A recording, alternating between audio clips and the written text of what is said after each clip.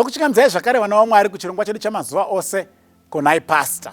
Vatanga kuchibata nhasi pachirongwa pano tiri kuedza kubatsirana kupindura mibvunzo yatogona kunge tinayo inopinduka neumbowo hunowanikwa mukati meBhaibheri. Saka sunungukai nemiwo zvakare kutumira mibvunzo yedu. Mwari anotibatsira kuti tionesane mibvunzo yatinenge tatumira. Mubvunzo watiri kupindura nhasi uri kuti iwo kuNhai Pastor, Jesu akafira zvivi zvipi iye akafa tisati tambozvarwa? Saka ari kuti panonzi Jesu akatifira zvivi zvedu, ndezvipi zvacho? Ini ndisati ndatombobarwa iye akatofa. Ndakazosara ndobarwa ndikazotadza, Jesu wacho atofa. Saka akafira zvipi ndisati ndavapo, ndisati ndatadza? Ndo mubvunzo wabvunzwa panapa. Gaitanga taverenga vhesi iri padhuze nestatement iyo yekuti Jesu akafira zvivi zvedu tisati tavapo. Romans chapter 5 verse 8. But God demonstrates his own love towards us in that while we were still sinners, Christ died for us. Saka iri kutoti tichiri vatadzi Jesu akatifira. Saka uya kuti papi pacho patiri vatadzi iye akafa tisati tavapo. Saka that's the how part that this person once answered. Papi pacho ndanisati ndavako, but vhesi iri kuti Jesu akandifira ndichiri mutadzi, ndandambobarwa here. Dai afawo 2022 ndoti kafirawo zvangu because ndandapo and ndandatotadza. Saka ndomubvunza pera kutarisa 1 Corinthians 15 verse 22. 1 Corinthians 15 verse 22 inoti iyo, for as in Adam all die, even so in Christ all shall be made alive. Now rufu rwakauya kanzi tese tinofa muna Adam. Ndo concept yatira kuti understand kuti kana Bible chiti muna Adam riri kurevei, because tika understand that concept yekuti we all die in Adam, then we understand the concept yekuti Jesus died for us, because Jesu akafa and kana tatiri muna Adam Jesu achifa, then it should be very clear kuti zvinoreva kuti Jesu akatifira whilst we were still sinners. But regai timboverenga zvakare Hebrews 7 verse 9 and 10. Hebrews 7 verse 9 and 10. Even Levi, who receives tithes, paid tithes through Abraham, so to speak.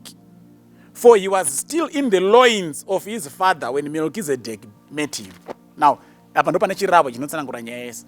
Zvanzi Abraham paakaendesa chegumi kuna Melchizedeki, kunyangwe Levi muzukuru wake, kunyangwe anga asati abarwa, nayewo akatodzoserawo chegumi muna Abraham. Zvanzi sei? Because aiva muchanzi anga achiri muchiunu chaAbraham.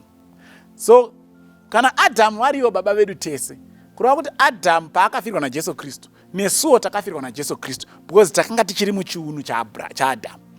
Levi akadzosera chegumi. Rini pakadzosera Abraham chegumi? Sei? Because akanga achiri muchiunu chaAbraham. Saka pari kunzi while we were still sinners, Christ died for us. Tinokwana pakuti Jesu akafa nekuda kuti chivi chakauya naAdam, ndo chakauya kuzofira Jesu Kristu. Saka kana tichitenda kuti Adam ndo baba wemarudzi, kureva kuti taiva muchiunu chaAdam, Jesu paanga achifira Adam anga achifirawo zvakare iwe neni. Ngaindiverenge vhesi yekupedzisira manje, John 1 verse 29. Teeresai vhesi iyi. The next day John saw Jesus coming towards him, and he said, behold, the Lamb of God who takes away the sin of the world. Very, very careful choice of words yakaitwa naJohn. Jesus is the Lamb of God which takes away the sin, S-I-N, of the world. Jesus is not the Lamb of God which takes away the sins of the world. Zvatinoti sins zvivi, those are symptoms of the sin problem. Chakauya kuzofira Jesu is the sin problem. No yatinobatwa nayo tese, even at birth, the sin problem. Nekuti kunyangwe kamwana kasina akadzidzisa kunyepa nekunyima, unoona kachingodai kasiti kakutogona kutaura, kakutogona kukwidza makadzi akachita handini iko kariko.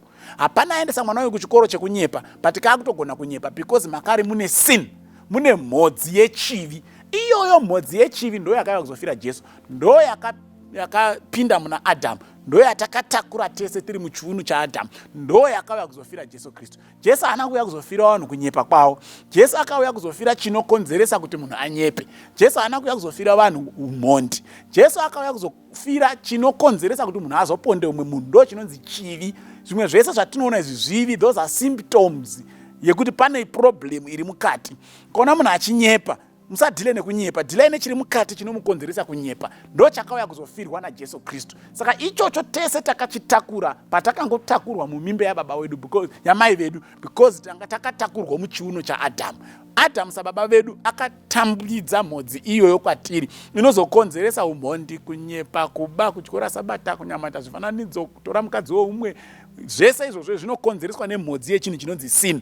Ndosaka John ari kuti Christ is the Lamb of God which takes away the sin of the world, not the sins of the world. Jesu akangouya kuzochaya mhodzi yacho ka1, masymptoms anobva ashayiwa simba. Saka ichokwadi kuti tichiri vatadzi Jesu akatifira. Sei taiva muchiuno chaAdhamu anova akatitambidza mhodzi yechivi, ndo yakauya kuzofirwa naJesu Kristu. Ndoda kureva kuti zvajeka, Mwari atikomborera atibatsire. Amen.